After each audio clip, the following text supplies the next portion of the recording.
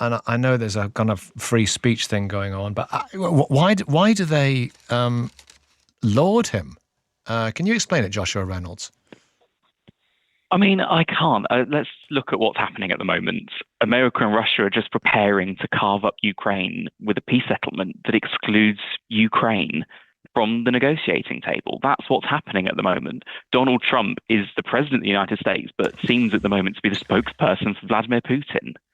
What we need to be very clear on is that it's this time is vital, I think, that the UK steps up to lead in Europe. The critical moment, save Ukraine from a shoddy Trump-Putin deal. It starts with the Prime Minister, I think, recalling Parliament.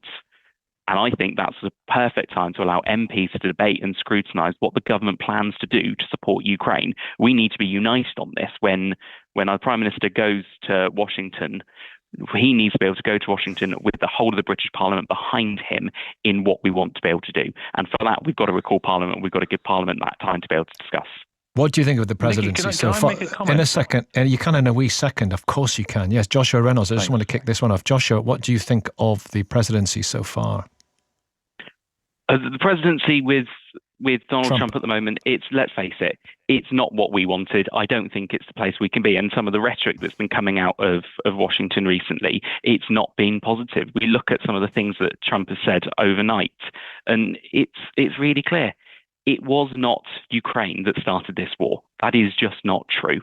Ukraine did not start this war. It was Russia. That's not true. And the fact that Donald Trump is saying that, it's a scary place to be. And it just shows that if America isn't going to step up to support Ukraine, we need to in Europe.